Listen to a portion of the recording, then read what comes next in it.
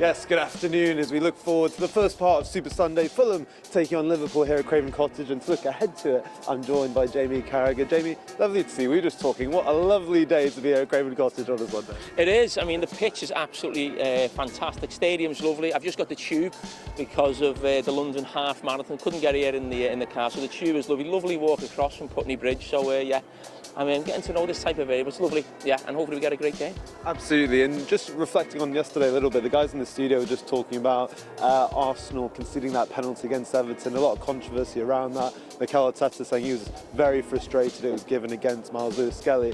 What did you think of that decision on Jack Harrison? Yeah, I thought it was if it was a penalty, it was very, very soft. And I'm with Mikel Arteta, I didn't think it was a penalty. I mean, when I first saw it, I thought it was a penalty, and I could understand the referee giving it in some ways because it was a bit of a mess from Arsenal. I think the centre-back Kivior leaves the ball to bounce. Lewis-Skelly gets himself just caught up with Harrison. It looks like a bit of a tangle. So I could understand the referee giving it, but then when you look at it, it looked, really, really soft. And in some ways, that decision, or those type of decisions, is almost the thing that's wrong with VAR, where you look at it and you say, it's not a penalty, but it's not an absolute howler. So then VAR don't get involved, and really it's just not a penalty, and that's where sometimes I'd like them to, VAR just to say, it's not about like the referee making a horrendous decision. It's not a penalty. You make that decision, you move on. That's the least all of us talking about VAR once again every weekend. Well, if they didn't make mistakes officially, we'd be out of a job, wouldn't we? So. Absolutely. Let's talk about the Fulham-Liverpool game, though, of course. And if we start with Liverpool, I mean, they would have seen that result, of course, yesterday. I mean, you've said for a while that this title race has felt over, but if they are able to win this afternoon against Fulham, I mean, they'll be pretty happy extending that lead to 14 points. Yeah, I think the big one was the Everton game.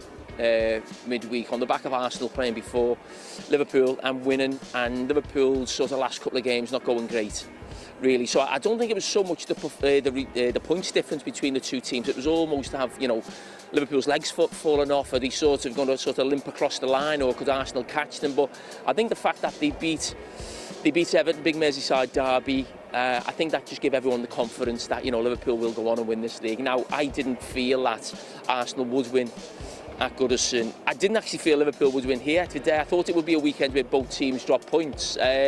So up until now, I'm right on 50%, and that we'll see how today's game goes. But listen, Liverpool have won the league. I think everybody knows that now. And I think if you're an Arsenal supporter, Arsenal player or coach, the focus has to be on the Champions League.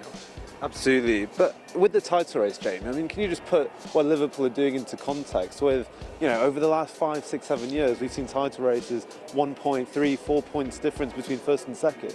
I mean, no matter how the other teams are playing, Liverpool have still had to win all of these games consecutively. I mean, it's been mightily impressive by his side, hasn't it? Yeah, I mean, listen, people start, and I think a lot of it is social media, a narrative starts building about, is this league as strong as it has been in, previous seasons? I mean, it's difficult how you quantify the strength of a league, really. If the top teams have dropped off, there's no doubt about that. I don't think Arsenal are the same as they have been the last couple of seasons, and that's mainly down to injuries, but they didn't have injuries the last 2 seasons. That's one of the reasons why they pushed Man City, as far as they did in both campaigns, because they didn't really have any of the first choice 11 injured. City are not the same, we know that. But then the teams from sort of 10th up to sort of the top 4, I mean, they've been fantastic this season. Fulham have been one of them. So does that show the strength of the league, what the mid-table teams are like? It is difficult, as I said, to quantify. But what Liverpool are doing is what title-winning teams do. They get to this stage of the season losing 1 or 2 games. That's what the great Liverpool teams of the past under Klopp did, and Guardiola with Manchester City. The points they've got is the same as what all these top teams are getting. The games they've won, they're on a 25-game unbeaten run in the Premier League. When you think of what title winners do in any era, in any season, they're the type of numbers that they put up, and that's all Liverpool can do their own job. Absolutely, and like you said, this should be a huge game for both teams because Fulham are chasing that European football place. If they win, they could go up to 8th. Just wonder with Marco Silva, when we talk on these Sundays, you always talk about coaches. A sign of a great coach is improving players, and Marco Silva has shown that Fulham, hasn't he, quite consistently, I think, with the likes of Raul Jimenez, Adama, for example, this season. How impressed have you been just by his coaching journey? Because it feels like we've watched a player from Watford to Everton, now at Fulham as well. I mean, what have you made of his development? I think he's a brilliant coach, Marco Silva, and I think, I'm not trying to get him out of Fulham, but I mean, I do think, you know, you're talking about maybe a step up for a team who really believed he could make Champions League positions. I think Marco Silva was definitely a coach that you would look at. I was very impressed with him when he first came into English football. I think that was a Hull. I watched him there, you know, sort of, what that was now, maybe 6 or 7 years ago. He's had a few jobs since then. I always felt he was the one Everton should have stuck with. You know, Everton have changed managers quite a lot in the last few years, and I always felt that he was the one who, you know, they maybe should have, as I said, stuck with. But he's done a brilliant job here. It was a tough game for Liverpool. It was a tough game at Anfield. It was a great game, actually.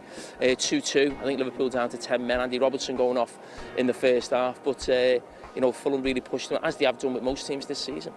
Just to ask you a few about the second part of Super Sunday, if you don't mind, Jamie, the Manchester derby. It feels like this derby has been dominated by the news of Kevin De Bruyne announcing he's leaving the club at the end of the season. Just for you, where does he rank in Premier League grades? Does he make your all-time kind of Premier League excitement? Just talk to me about his legacy that he'll leave in the Premier League. For me, he's been the best player in the Premier League for the last 4 or 5 years. I think, besides Thierry Henry, the best foreign player we've seen in the Premier League. I would go as far as to say that he would get in my all-time Premier League 11. I might get asked that tomorrow on Monday Night Football, or where we're going to rank midfield players, but he's one of the greatest players we've ever seen, you know, grace our shores and play in our league, and not just, you know, the Premier League, you know, going back, you know, how long, you know. And I think when Liverpool and Man City were head-to-head, going for league titles, it felt like 4 or 5 seasons, he was the difference.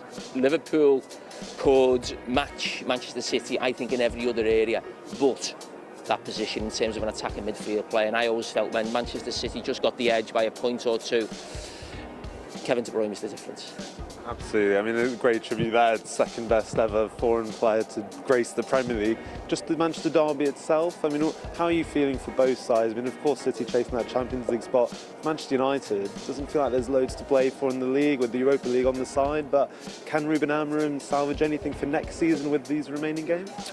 Well, Manchester United have done well in the bigger games, but I think that's the nature of the system that he plays. I sometimes think it can be hard to break down, you know, when someone's got a back 5 and a 4 in front, because when they're playing the bigger teams, they're not as good as them, so they take the role of the underdog, if you like. So people say, well, why do United get better results against the bigger teams? It's almost, you know, creating this narrative that they don't put enough effort in against the lesser opposition, but it's just a completely different game. People expect them to make the game, take the game, go and beat you know, the smaller opposition, if you like, and they're not capable of doing that. They haven't got good enough quality, but it's easier to stop or nullify an opposition, and that's what they've done. You know, they've done that to Liverpool at Anfield. They went to Manchester City and won. They went to Arsenal in the Cup and did that. Arsenal at home as well. It's just, I think it's the nature of the system that they play, but it's a more important game for Man City. Man City will have seen obviously certain teams win over the weekend, since clubs got, you know, good wins as well in the midweek, namely Aston Villa. And yeah, I think it's going to be a great running in terms of who qualifies for the Champions League, and you know, this weekend's a huge one for Manchester City. You said Liverpool might drop points against Fulham this afternoon. Has your trip on the tube changed your mind at all? Yeah, I mean, it just puts you in a good mood coming to Fulham, does it? I mean, I wish I'd have played for them, actually. It would have been a lot less pressure than playing for Liverpool, but no, listen, I think it'll be a good game. I think, yeah, listen, I think if Liverpool play well, you know, they'll come here and win. It's, you know, a lovely day, the sun's out, a great pitch, so yeah, I'd expect Liverpool to win. The more I'm here, the more I'm fancying Liverpool. Jamie Carragher in a Fulham kit. I'm sure that'll get photoshopped on X or something very soon, but Jamie Carragher, thank you so much for joining us. We'll bring you team news very soon here as Liverpool look to extend their lead at the top to 14 points. Kick-off is a 2.